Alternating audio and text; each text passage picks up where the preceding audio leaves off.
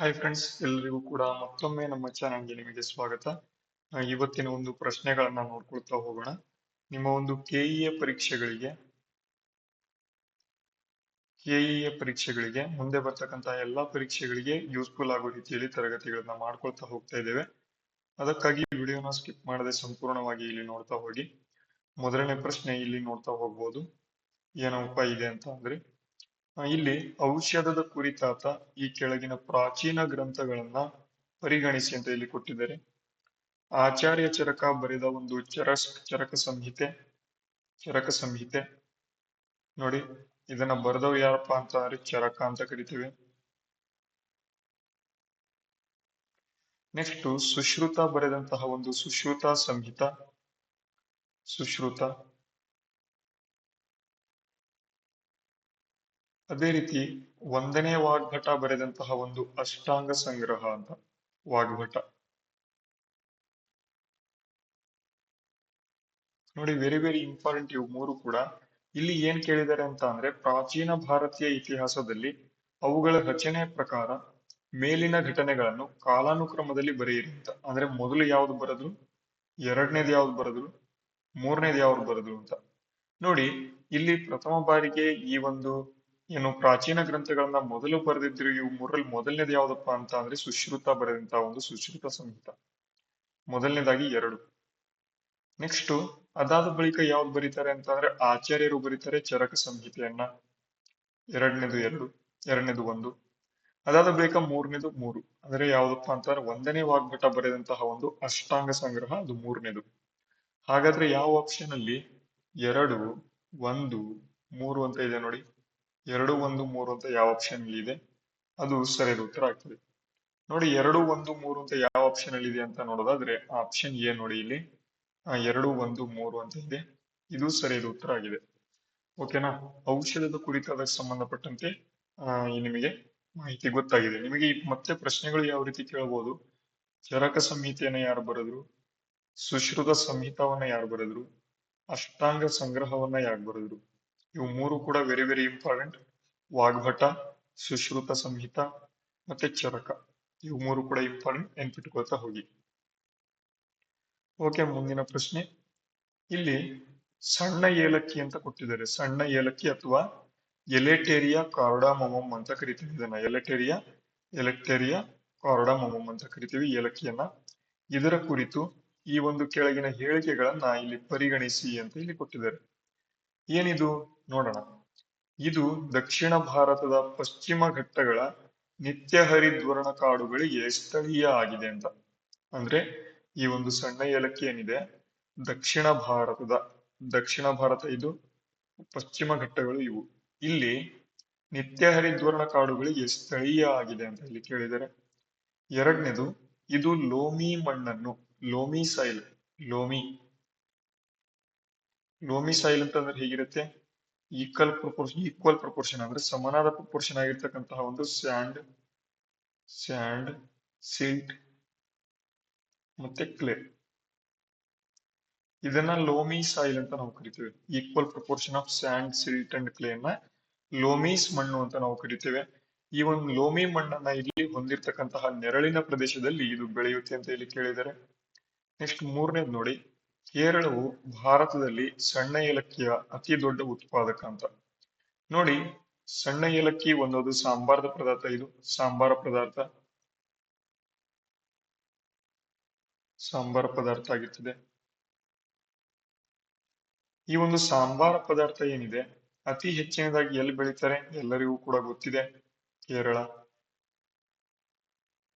ಮೂರನೇ ಆಪ್ಷನ್ ಕೂಡ ಅದನ್ನೇ ಕೇಳಿದರೆ, ಕೇರಳವು ಭಾರತದಲ್ಲಿ ಸಣ್ಣ ಏಲಕ್ಕಿಯ ಅತಿ ದೊಡ್ಡ ಒಂದು ಉತ್ಪಾದಕ ಅಂತ. ಹಾಗಾದ್ರೆ ನೀವು ಇಲ್ಲಿ ಗೆಸ್ ಮಾಡಬಹುದು ಆನ್ಸರ್ ಯಾವುದು ಬರುತ್ತೆ ಅಂತ. ಕೇರಳ ಎಲ್ಲಿದೆ, ಈ ಭಾಗದಲ್ಲಿದೆ. ಈ ಭಾಗದಲ್ಲಿ ಏನಿದೆ, ನಿತ್ಯ ಹರಿದ್ವರ್ಣ ಕಾಡುಗಳು ಅಥವಾ ಇಲ್ಲಿ ಏನಪ್ಪಾ ಅಂತ ಪಶ್ಚಿಮ ಘಟ್ಟಗಳು ಕೂಡ ಇದಾವೆ. ಹಾಗಾಗಿ 1, 3 ಅಂತೂ ಸರಿ ಇದಾವೆ. ಓಕೆ, ನೆಕ್ಸ್ಟ್ ಲೋಮಿ ಮಣ್ಣು ಎಲ್ಲಿ ಸಿಗುತ್ತೆ, ಈ ಭಾಗದಲ್ಲಿ ಲೋಮಿ ಮಣ್ಣು ಸಿಗುತ್ತೆ. ಲೋಮಿ ಮಣ್ಣು ಕೂಡ ಈ ಭಾಗದಲ್ಲಿ ಸಿಗುತ್ತೆ. ಅದಕ್ಕಾಗಿ ಆಪ್ಷನ್ ಡಿ ನೋಡಿ, 1, 2 ಮತ್ತು 3 ಎಲ್ಲವೂ ಕೂಡ ಸರಿಯಾಗಿದ್ದಾವೆ. ಓಕೆನಾ, ಅರ್ಥ ಆಯ್ತಾ? ಮುಂದಕ್ಕೆ ಹೋಗೋಣ. ಓಕೆ, ಮುಂದಕ್ಕೆ ಹೋಗೋಣ ನೋಡಿ. ಇಲ್ಲೂ ಕೂಡ ಪ್ರಶ್ನೆ ಅದೇ ರೀತಿ ಕೇಳಿದರೆ ಇಲ್ಲಿ ಕಡಲ ಕಳೆಗಳಿಗೆ ಸಂಬಂಧಪಟ್ಟಂತೆ ಈ ಕೆಳಗಿನ ಹೇಳಿಕೆಗಳನ್ನ ಪರಿಗಣಿಸಿ ಅಂತ ಕೊಟ್ಟಿದ್ದಾರೆ. ಕಡಲ ಕಳೆಗಳು ಕಡಲ ಕಳೆಗಳು ಅಂದ್ರೆ ಅಲ್ಲಿ ಬೆಳೀತಕ್ಕಂತಹ ಒಂದು ಸಸ್ಯ ವರ್ಗಗಳನ್ನ ಕಡಲ ಕಳೆಗಳು ಅಂತ ಕರಿತೇವೆ.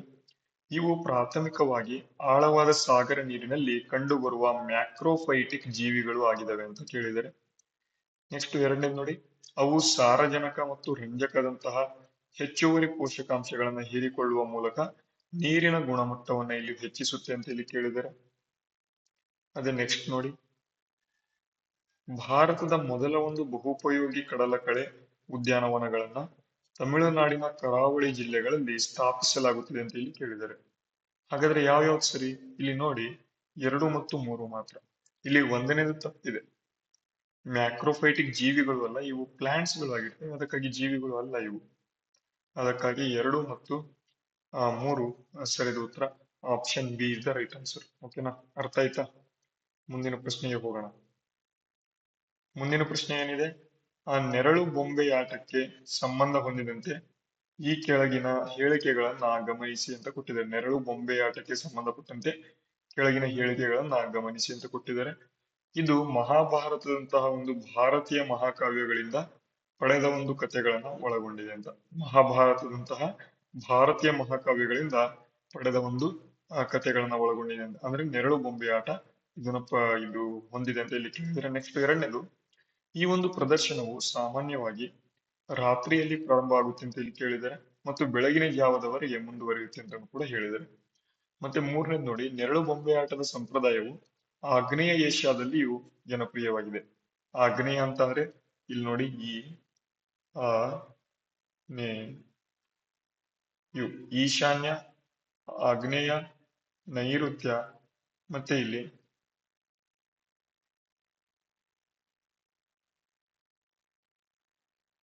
ಓಕೆ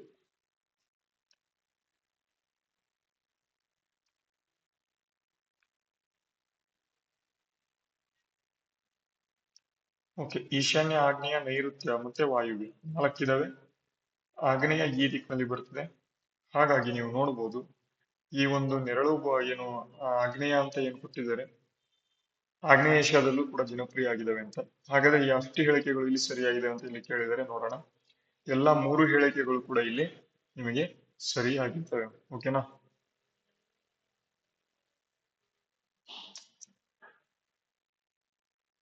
ಓಕೆ,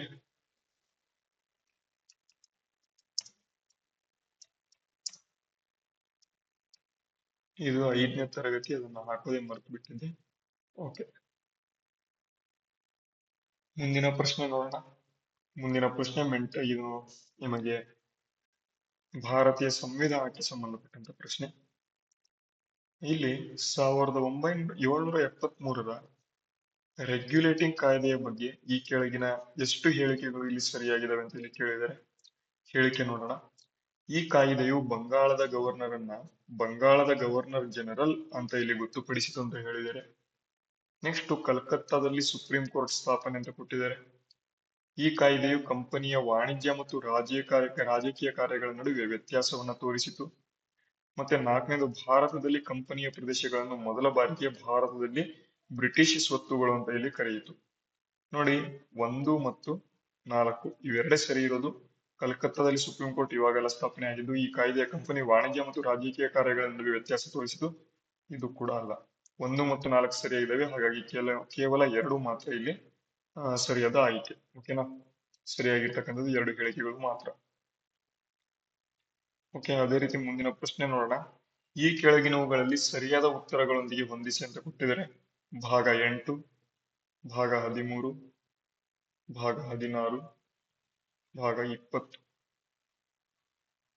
ನೋಡಿ, 8ನೇ ಭಾಗ ಏನ್ ಹೇಳುತ್ತೆ ಅಂತ. 8ನೇ ಭಾಗ ಕೇಂದ್ರಾಡಳಿತ ಪ್ರದೇಶಗಳನ್ನ ಹೇಳ್ತದೆ. ಒಂದೇದು ಯಾವ್ದ್ರಲ್ಲಿದೆ? ಒಂದೇ ಇರ್ತಕ್ಕಂಥದ್ದು, ಇದೇ ಸರಿ. ನೆಕ್ಸ್ಟ್ ಎರಡನೇದು 2. ಈ 13ನೇ ಭಾಗ ಪ್ರದೇಶದ ಒಳಗಿನ ವ್ಯಾಪಾರ, ವಾಣಿಜ್ಯ ಮತ್ತು ಸಂವಹನದ ಬಗ್ಗೆ ಹೇಳ್ತದೆ. ನೆಕ್ಸ್ಟ್ 16ನೇ ಭಾಗ ಕೆಲವು ವರ್ಗಗಳಿಗೆ ಸಂಬಂಧಪಟ್ಟಂತ ವಿಶೇಷ ನಿಬಂಧನೆಗಳನ್ನು ಹೇಳ್ತದೆ. 20ನೇ ಭಾಗ ಎಲ್ಲರಿಗೂ ಕೂಡ ಗೊತ್ತಿದೆ, ಸಂವಿಧಾನದ ತಿದ್ದುಪಡಿ 368ನೇ ವಿಧಿ ಬಗ್ಗೆ ಇದು ಹೇಳ್ತದೆ. ಓಕೆನಾ? ಆಪ್ಷನ್ ಇಲ್ಲಿ ಸಿ ಸರಿಯಾದ ಉತ್ತರ. ನೆನ್ಪಿಟ್ಕೊಳ್ತಾ ಹೋಗಿ, ಇದೇ ರೀತಿ ನಿಮ್ಮ ಒಂದು ಪರೀಕ್ಷೆಗಳಲ್ಲೂ ಕೂಡ ಕೇಳ್ತಾ ಹೋಗ್ತಾರೆ. ಓಕೆ, ಮುಂದಿನ ಪ್ರಶ್ನೆ. ಈ ಕೆಳಗಿನವುಗಳಲ್ಲಿ ಎಷ್ಟು ಸಂಯುಕ್ತ ಸರ್ಕಾರಿ ವ್ಯವಸ್ಥೆಯ ಒಂದು ಲಕ್ಷಣಗಳು ಇಲ್ಲಿ ಆಗಿದಾವೆ ಅಂತ. ಸಂಯುಕ್ತ ಸರ್ಕಾರಿ ವ್ಯವಸ್ಥೆಯ ಒಂದು ಲಕ್ಷಣಗಳು ಆಗಿದಾವೆ ಅಂತ ಕೇಳಿದರೆ, ದ್ವಿ ಸರ್ಕಾರ ಅಂತ ಕೊಟ್ಟಿದ್ದಾರೆ, ಲಿಖಿತ ಸಂವಿಧಾನ, ಸಂವಿಧಾನದ ಶ್ರೇಷ್ಠತೆ, ಸ್ವತಂತ್ರ ನ್ಯಾಯಾಂಗ ಅಂತ. ಇಲ್ಲಿ ನಾಲ್ಕು ಕೂಡ ಸಂಯುಕ್ತ ಸರ್ಕಾರಿ ವ್ಯವಸ್ಥೆಯ ಒಂದು ಲಕ್ಷಣಗಳು ಆಗಿರೋದ್ರಿಂದ ಎಲ್ಲಾ ನಾಲ್ಕು ಕೂಡ ಸರಿ. Option D is the right answer. ಓಕೆನಾ? ಅರ್ಥ ಆಯ್ತಾ? ಮುಂದಿನ ಪ್ರಶ್ನೆಗೆ ಹೋಗೋಣ. ನೋಡಿ, ಮುಂದಿನ ಪ್ರಶ್ನೆ ಏನಿದೆ. ಬೆಳಕಿನ ಕಿರಣವು ಕೊಲೊಯ್ಡಲ್ ದ್ರಾವಣದ ಮೂಲಕ, ಕೊಲೈಡಲ್ ನೋಡಿ, ಕೊಲೈಡಲ್ ದ್ರಾವಣದ ಮೂಲಕ ಹಾದು ಹೋದಾಗ ಕಣಗಳು ಬೆಳಕನ್ನು ಎಲ್ಲಾ ದಿಕ್ಕುಗಳಲ್ಲಿಯೂ ಕೂಡ ಚದುರಿಸ್ತದೆ. ಇದನ್ನು ಹೀಗೆ ಕರೆಯಲಾಗುತ್ತೆ ಅಂತ ಹೇಳಿ ಕೇಳಿದ್ದಾರೆ. ಏನಂತ ಕರೀತಾರೆ? ಟಿಂಡಾಲ್ ಪರಿಣಾಮ ಅಂತ, ಟಿಂಡಾಲ್ ಎಫೆಕ್ಟ್ ಅಂತ ಕರಿತೇವೆ. ಇಲ್ಲಿ ಬರೀತೇನೆ ನೋಡಿ, ಟಿಂಡಾಲ್ ಎಫೆಕ್ಟ್ ಅಂತ ಇದನ್ನ ಕರೀತಾರೆ. ಯಾವ್ದನ್ನ ಬೇಕಾದ್ರೆ ಇಂಗ್ಲಿಷ್ ನಲ್ಲಿ ನೀವು ಬೇಕಾದ್ರೆ ಓದ್ಕೋಬಹುದು, ಏನಂತ ಕೇಳಿದ್ದಾರೆ ಅಂತ. ನೋಡೋಣ, ಇಂಗ್ಲಿಷ್ ನಲ್ಲಿ ನೋಡೋಣ. When a light passes through the colloidal solution, particles scatter light in all directions. This phenomenon is called as the Tyndall effect. ಓಕೆನಾ? ಅರ್ಥ ಆಯ್ತಾ? ಅರ್ಥ ಆಯ್ತು ಅಂತ ಅನ್ಕೊಂಡಿದ್ದೀನಿ. ಮುಂದಿನ ಪ್ರಶ್ನೆಗೆ ನಾವು ಈಗ ಹೋಗಬಹುದು. ಓಕೆ, ಮುಂದಿನ ಪ್ರಶ್ನೆ ಏನಿದೆ ನೋಡಿ. ಬೆಳಕಿನ ವಕ್ರೀಭವನಕ್ಕೆ ಈ ಕೆಳಗಿನವುಗಳಲ್ಲಿ ಯಾವುದು ಉದಾಹರಣೆಗಳು ಆಗಿದಾವೆ ಅಂತ ನೋಡಿ. ನಕ್ಷತ್ರಗಳ ಮಿನುಗುವಿಕೆ, ಆರಂಭಿಕ ಸೂರ್ಯೋದಯ, ವಿಳಂಬವಾದ ಸೂರ್ಯಾಸ್ತ, ಆಕಾಶದ ನೀಲ ಬಣ್ಣ. ಯಾವ ಯಾವ್ದಿದಾವೆ? ಇದರಲ್ಲಿ ಮೂರು ಮಾತ್ರ ಸರಿ ಇದಾವೆ. ಓಕೆನಾ? ಬೆಳಕಿನ ವಕ್ರೀಭವನಕ್ಕೆ ಮೂರು ಮಾತ್ರ ಸರಿ ಇದಾವೆ. ಇಂಗ್ಲಿಷ್ ನಲ್ಲಿ ಕೂಡ ನೋಡಬಹುದು. Which of the following are the examples of refraction of light ಅಂತ. Twinkling of stars, early sunrise, delayed sunset, blue colour of the sky. Only 3 is correct. ಓಕೆನಾ? ಇಲ್ಲಿ ಡಿಲೈಡ್ ಸನ್ಸೆಟ್ ಬರೋದಿಲ್ಲ, ಇವು ಮೂರು ಕೂಡ ಬರ್ತವೆ, ನೆನ್ಪಿಟ್ಕೊಳ್ಳಿ. ಓಕೆ, ಇವತ್ತಿನ ತರಗತಿ ಎಲ್ಲರಿಗೂ ಕೂಡ ಅರ್ಥ ಆಗಿದೆ ಅಂತ ಅನ್ಕೊಂಡಿದ್ದೇನೆ. ಜಾಸ್ತಿ ಆಗಿದ್ರೆ ಇಲ್ಲೇ ನಿಲ್ಸೋಣ. ಓಕೆ, 12 ನಿಮಿಷ ಆಗಿದೆ, ಸಾಕು. ಮುಂದಿನ ತರಗತಿಗಳನ್ನ ನೆಕ್ಸ್ಟ್ ವಿಡಿಯೋದಲ್ಲಿ ನೋಡೋಣ. ಅಲ್ಲಿವರೆಗೂ ಜೈ ಹಿಂದ್, ವಂದೇ ಮಾತರಂ.